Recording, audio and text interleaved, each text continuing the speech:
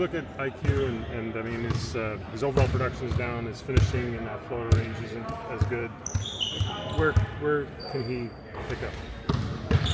I mean, first of all, there is no magic wand. He's not playing his best basketball right now, and that's fine. That's fine. Like that's why he has his teammates to help him, and that's not everybody can carry 82 games long season and be perfect. All he needs to do is take one day at a time and 1% better. What I can tell you is that he's putting a lot of work in, a lot of effort in. He cares so much, and that's why it's frustrating for him because he's going through this rough year. But it's completely fine. I have complete trust in him, in his work. All he needs to do is focus on what team needs at any point of time of the game. I thought that yesterday he did a better job of running the team and getting us organized and set up, and just take it from there.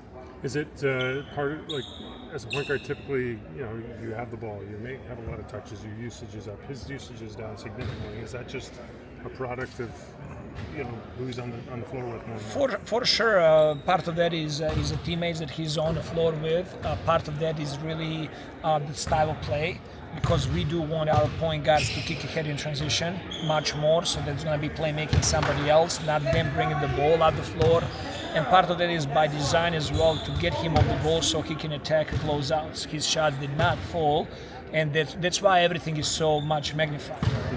Quick is going to be fine. I don't have any worry about that.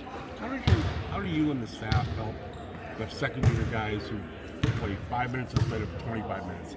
How do you help them through that? Showing them love, showing them understanding that it's not easy.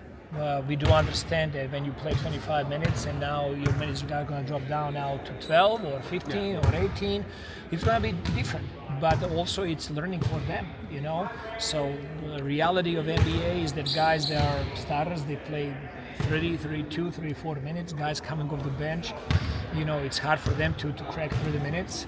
So they got to learn how to be productive, how to contribute to the team, how to play through that, and what they need to do to help winning. And while you're doing all of that, your chances to increase minutes and production and role, they're going to rise. So all of that is part of the learning process for everyone.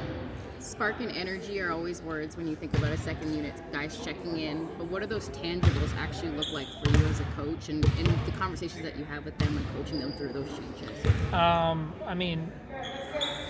Grady did an outstanding job yesterday. He was playing defense. He was active with his hands. He was disruptive.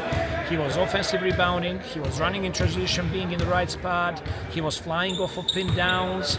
It's not just necessarily how many shots do you take. It's not necessarily are you scoring or not. It's how you're helping the team at a certain moment.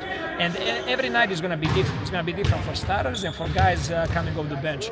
Can you pick up and play defense and with aggressiveness and intensity and the desire to help the team?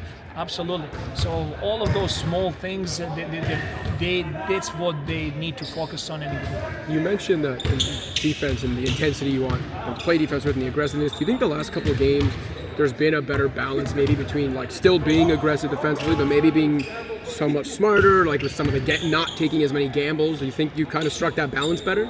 I think so. I think what we're really working on and improving on is like reading when can we go and crash and have offensive rebounds, and I think we did a really good job and had 25 points, second chance points last night in the game, but at the same time not risking too much in transition and having all the players back, so that's what I'm saying about this group, like all the stuff that we try to address, and we're making strides and we're improving. How do you improve? You play against really good teams, and then you get exposed, and then you learn. One thing is like I'm sitting in the middle of July, and in my head I'm imagining a beautiful basketball and perfect basketball, and the other thing is like when you face Wembanyama or Anthony Davis, and then you start like realizing like what we can do, what we cannot do, how we improve. That's why season is played 82 games. It's not 5 games and to have a championship. We've seen a lot of small ball from the team, obviously with Jakob, having with the bad back. What do you notice in terms of how that team looks, especially with Colin in the middle, alongside of a lot of like size long forwards? And it's not easy on Colin. It's not easy on Scotty. Both of those guys, they played some 4, some 5 for us, playing against much bigger guys. But what stands out is their intensity, their attention to detail. We made it really hard last night on Jaren Jackson, who is an exceptional player, But all of that demands teamwork, So Scotty by himself or CMB by himself, it's very hard to guard best players in the league. That's why you have your position in Eagle and how to help teammates and your safety and all of that. But I think it's an amazing opportunity for Colin to see more minutes, to see playing position 4 and position 5, and that's his future. He's got to be a versatile player like that, being covering both of those positions. And then, Emmanuel's ready, so we'll do the last one. offensively, one can argue like it puts you into more actions, right? Especially because you're seeing Scotty screen a lot yesterday. He did a lot of great screening for the offense. Colin's been in pick and roll a lot. Can that help you guys offensively, especially those guys in particular, with how dynamic they can be as rollers?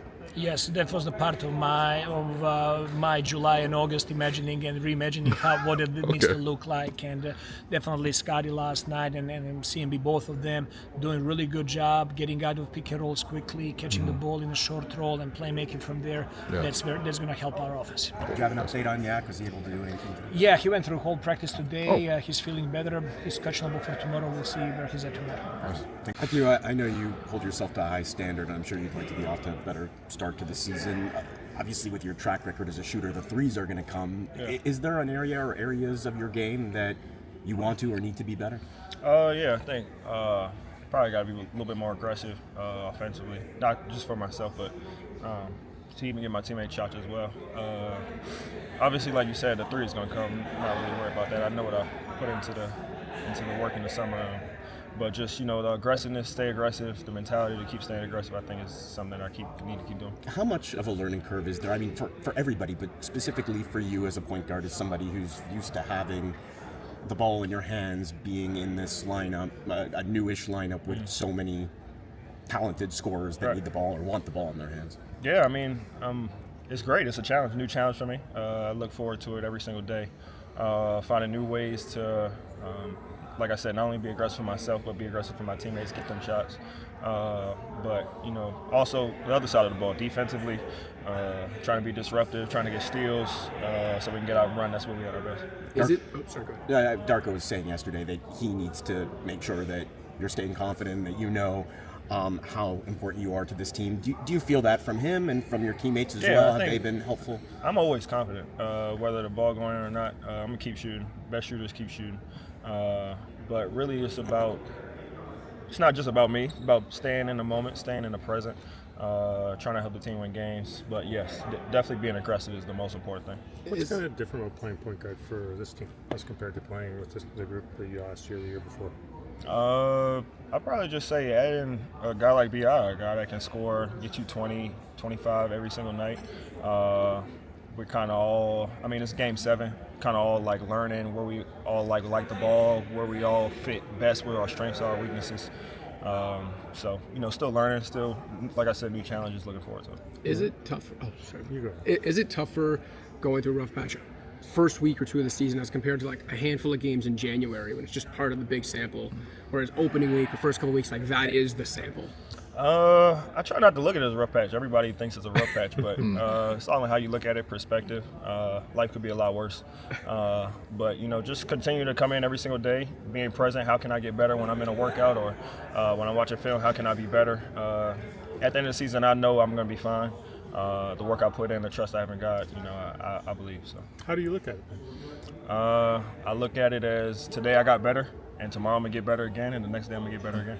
Darko was talking to us yesterday about the speed paradox. He said it's something that he's talked to the whole team about, that when you're going at full speed, 100% of your speed, that the accuracy goes down. As somebody who's just like naturally as quick as you are, as fast as you are, is that something not just now and this year, but throughout your playing career that you've had to find that balance, especially in transition, to where you're not necessarily always going 100%? You have to maybe dial it back a little bit?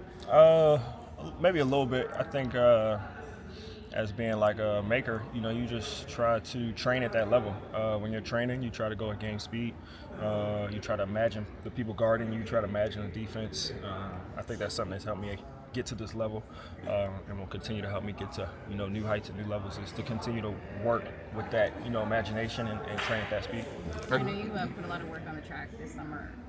Now heading into the season, do you feel like you were ready, more ready than maybe you would have been in the past for this type of season with the way that the league is trending? Yeah, I think that definitely has helped me. But sometimes you work, you don't see instant results as much as you want. You got to continue, like I said, you got to continue to come in and put the work again, and just continue to believe. I think that the work as a whole, body of work, is something that I truly believe in. As long as you put that body of work in, good comes to good. If you do good things, it's going to come back to you. So. That floater range has always been really good for you. Its numbers are down a little from where you've been in other years. Is that a case of like decision making in the paint, keeping it or getting off it, or is it just random numbers? I don't know. Probably just missed more than I did. Keep shooting them. Defense step up, drop it off to my big fella. If they back, I'm gonna shoot that or to pull up, or whatever the defense give me. So. And without a big fella like Yak being out, how does that affect you personally? I think Yak makes the game easy for everybody. Probably not only for myself. He just knows where to be, right spots. Obviously, he got that touch shot too. So anytime we get bailed out, he's always there for us. But yeah.